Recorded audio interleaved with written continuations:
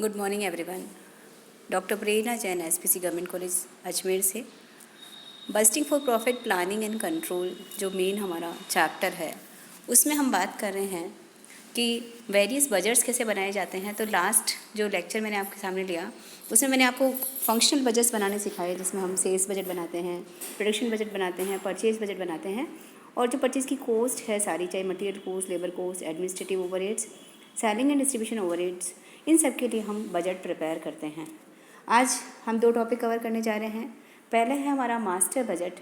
यानी जितने भी फंक्शनल बजट हमने बनाए हैं, अगर उन सारे फंक्शनल बजट्स का एक तरह से समराइज्ड फॉर्म बना लिया जाए, जितने भी फंक्शनल बजट्स हैं उनको क्या कर लिया जाए, एक समरी में इकट्ठा कर लिया जाए। जैसे आप कॉस्ट अकाउंटिंग में कॉस्ट शीट बनाते थे, वो कॉस्ट शीट तो एक्चुअल डेटा जो हो गया है उस पर बेस्ड होती थी। अब ये फ्यूचर के फोरकास्ट को अगर यहाँ पर समराइज़ कर लिया जाए तो यहाँ पर ये मास्टर बजट हो जाता है। तो इसीलिए मास्टर बजट को क्या कहा जाता है? Master budget is the summary budget incorporating its components as functional budgets and which are finally approved, adopted and employed. यानी जितने भी सेल्स फंक्शन है, जैसे सेल्स आपने लिख दिया कि sales master budget for the year जो भी 2019-20 आप बनाएंगे। फिर यहाँ पे जैसे कॉस्ट शीट का फॉर्मेट होता था नॉर्मली, वही फॉर्मेट हम यहाँ पर यूज़ करते हैं कि सेल्स लिया, सेल्स में से cost of sales, direct material, direct labour, factory overheads को माइनस कर दिया तो ग्रॉस प्रॉफिट निकल के आएगा। फिर एडमिनिस्ट्रेटिव ओवरहेड बजट के जो समराइज्ड डेटा है, selling and distribution overhead cost के जो समराइज्ड डेटा है, उनको इसमें से माइनस कर देंगे तो नेट प्रॉफिट आ जाता है। और अगर आपको कहा जाए कि इन प्रॉफिट्स को भी वेरियस प्लेसेस पे प्रपोर्शनेट कीजिए या उसका अप्रोप्रिएशन कीजिए, टैक्स में प्रोविज़न कीजिए, डिविडेंड के लिए प्रोविज़न कीजिए, रिजर्व में ट्रांसफ़र कीजिए। तो कुल मिला के एक तरह से जो कॉस्ट शीट का डेटा था वो हम क्या करें, इस तरह से समझने के लिए कह सकते हैं कि कॉस्ट शीट ही बनती है एक तरह से, लेकिन ये फ्यूचर का फोरकास्ट होता है। तो इस तरह से हम यहाँ पर मास्टर बजट बना सकते हैं। तो ये मास्टर बजट जो है उसके लिए हम यह कर सकते हैं कि ये लाभ का नियोजन भी होगा, क्योंकि इसके अंदर हम लास्ट में ही देखते हैं कि जितना भी बजटेड प्रॉफिट निकल के आएगा उसका हम एप्रोप्रिएशन कैसे करेंगे। तो हमारा ग्रॉस प्रॉफिट, नेट प्रॉफिट और प्रॉफिट्स के एप्रोप्रिएशन के लिए भी एक तरह से हमारे फोरकास्ट या पूर्वानुमान प्रस्तुत करता है। तो ये हो जाता है मास्टर बजट। अब उसके बाद प्रैक्टिकल के पॉइंट ऑफ व्यू से सबसे इम्पॉर्टेंट जो आता है, देखिए सेल्स बजट, प्रोडक्शन बजट या परचेज बजट, इन सब के छोटे क्वेश्चन बनते हैं नॉर्मली 2 नंबर या 4 नंबर में। लेकिन अगर इस चैप्टर में से प्रैक्टिकल की हम बात करें नॉर्मली, तो प्रैक्टिकल जो आता है या तो मास्टर बजट का कभी बाय द वे आ सकता है, वो भी 2 पार्ट्स में बन के। लेकिन जो बड़ा क्वेश्चन बनता है उसमें इस चैप्टर में 2 पॉइंट बहुत इंपॉर्टेंट है। एक होता है कैश बजट हम कैसे बनाएंगे, और दूसरा आगे जाके आएगा आपका जब अकॉर्डिंग टू फ्लेक्सिबिलिटी हम एनालिसिस करेंगे तो उसमें फ्लेक्सिबल बजट आप कैसे बनाते हैं। तो पहला हम इंपॉर्टेंट ले लेते हैं प्रैक्टिकल के पॉइंट ऑफ व्यू से, न्यूमेरिकल के पॉइंट ऑफ व्यू से, कि कैश बजट किस तरह से बनाया जाता है और क्या कैश बजट होता है। तो जो कैश बजट है उसके लिए हम ये कह सकते हैं कि कैश बजट रिप्रेजेंट करता है कि कैश की रिसीट्स फ्यूचर में कितनी होगी, कैश के पेमेंट्स आप कितना करेंगे, और एस्टिमेटेड आपका cash balance eight the end of every month आपके पास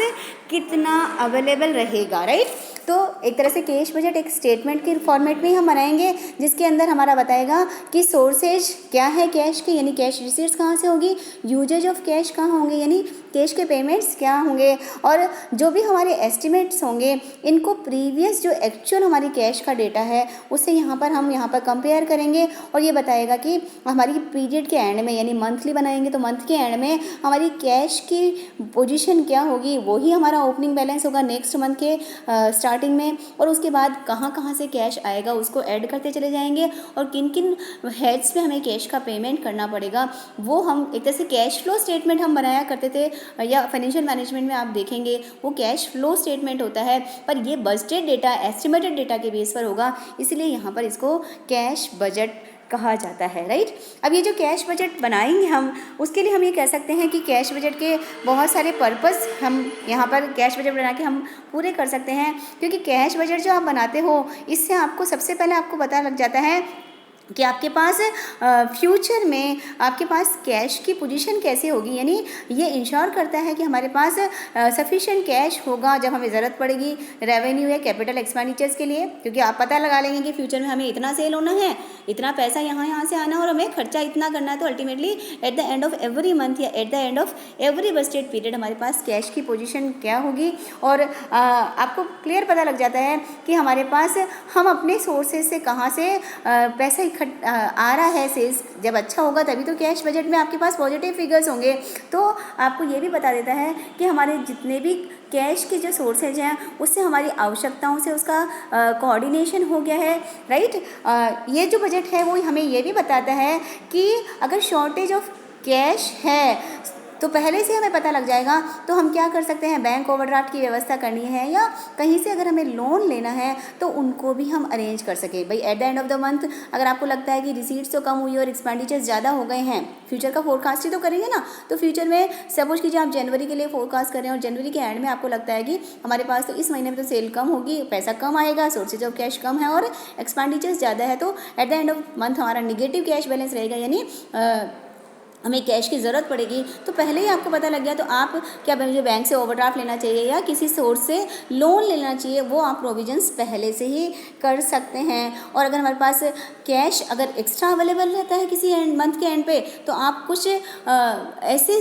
ऑप्शंस भी ट्राई कर सकते हैं कि अगर मेरे पास पैसा अवेलेबल है तो क्यों नहीं, जैसे अगर हम मटीरियल खरीद रहे हैं तो क्यों नहीं हम बल्क परचेज़ कर लें ताकि हम डिस्काउंट फैसिलिटी को अवेल कर सकें। तो अगर अवेलेबिलिटी ज़्यादा है तो उसके एडवांटेज उठाए जा सकते हैं, और अगर शॉर्टेज है तो उसके लिए भी बैलेंस मैनेजमेंट किया जा सकता है। और जो एक्सेस फंड्स हैं, अगर फिर भी बहुत ज़्यादा एक्सेस फंड्स हैं तो या तो आप उसको डिस्काउंट फैसिलिटी के लिए यूज़ कर सकते हैं या फिर हम शॉर्ट टर्म या लॉन्ग टर्म कहीं इन्वेस्टमेंट कर सकते हैं क्या, तो वो इन्वेस्टमेंट के डिसीजंस भी हम यहाँ पर कैश बजट के बेसिस पर ले सकते हैं। तो कुल मिला के हम ये कह सकते हैं कि जो कैश बजट आप बनाते हैं ये पर्पज़ के बेसिस पे भी आप बना सकते हैं कि इसको महत्व में भी आप ट्रांसफ़र कर सकते हैं। इसी पॉइंट से क्या बना सकते हैं कि रोकड़ बजट बनाने के लाभ क्या है, तो लाभ यही होगा एक तरह से, पर्पज बोल दीजिए या लाभ या महत्व बोल दीजिए कि ये कुल मिला के हमारे रोकड़ की पोजीशन बता देगा। अगर एक्स्ट्रा रहेगा तो इन्वेस्टमेंट के अरेंजमेंट कर सकते हैं, कम रहेगा तो कमी को दूर करने के लिए हम और भी ऑप्शंस बना सकते हैं। और अगर शॉर्ट टर्म हमें उधार लेना है तो उसके बेसिस पे भी ये काम करेगा और हमारी रिसीट्स एंड पेमेंट्स का कोऑर्डिनेशन ये कर लेता है। तो ऐसे में नॉर्मली हम बैंकरप्ट होने की स्थिति से बच सकते हैं। और अगर हमारे पास लिक्विडिटी पोजीशन अच्छी है तो उसे भी कंट्रोल किया जा सकता है, राइट। तो इस तरह से ये जो कैश बजट आप बनाएंगे, इस बजट को हम इसके लाभ बोल दीजिए, इसके महत्व बोल दीजिए या इसके उद्देश्य बोल दीजिए, तीनों ही पॉइंट्स को यहाँ पर इन्हीं पॉइंट्स के बेसिस पे हम यहाँ पर क्वेश्चन की लैंग्वेज कुछ भी आए उसके अकॉर्डिंग इन पॉइंट्स को बेसिकली वहाँ पर हम शो कर सकते हैं। अब जब कैश बजट आप बनाएंगे तो नॉर्मली कैश बजट वैसे तो आप बजट बनाएंगे तो पीरियड ऑफ कैश बजट क्या होगा वो आपकी संस्था की परिस्थितियाँ कैश का रोटेशन पे डिपेंड करेगा। लेकिन 3 तरीके से कैश बजट बन सकता है। एक होता है हाफ ईयरली कैश बजट, यानी 1 साल के 6 महीने का इस तरह से आपने बजट बनाया है, राइट, तो वो हाफ ईयरली हो जाएगा। क्वार्टरली बना सकते हैं कि फर्स्ट क्वार्टर के एंड में क्या पोजीशन रहेगी, सेकंड क्वार्टर के एंड में क्या पोजीशन रहेगी, थर्ड और फोर्थ क्वार्टर के एंड में क्या पोजीशन रहेगी, तो क्वार्टरली कैश बजट बनाया जा सकता है। और जो सबसे ज़्यादा प्रचलित है, जो सबसे ज़्यादा हम विशेष तरह से यूज़ करते हैं वो होता है मंथली कैश बजट। यानी आपको जैसे 6 महीने का या 3 महीने का पीरियड दे दिया और आपसे पूछा है कि जनवरी, फरवरी, मार्च का या जो भी महीना कहे साल का, उसके लिए आप बजट बनाइए। तो जनवरी का एंड का जो कैश पोजीशन होगा वो फरवरी की ओपनिंग हो जाएगी, फिर उसके अंदर उसका सारा रिसीट्स प्लस करेंगे, एक्सपेंडिचर्स को माइनस कर देंगे, यानी पेमेंट्स को माइनस कर देंगे। तो हर एक महीने के एंड में या हर एक क्वार्टर के एंड में या हर एक 6 माही जैसा भी बजट बनाएंगे, मंथली बनाएंगे तो महीने के एंड में, क्वार्टरली बनाएंगे तो क्वार्टर के एंड में, और अगर हाफ ईयरली बनाएंगे तो हाफ ईयर के एंड में कैश की पोजीशन हमारी क्या रह जाती है, राइट। अब जब कैश बजट बनाएंगे तो सबसे पहले एक तो हमें अवधि यानी ये पीरियड डिसाइड करना पड़ेगा कि हम मंथली बनाएंगे, क्वार्टरली बनाएंगे, हाफ ईयरली। उसके बाद दूसरा बजट बनाने के लिए हमें क्या करना पड़ेगा, जो भी रिसीट एंड एक्सपेंडिचर्स हैं उनके लिए उनका हमें फोरकास्ट कैसे करना है वो डेटा को हमें ध्यान से देखना पड़ेगा। तो इनको डेटा को देखने के लिए हम क्या करेंगे, जो हमारा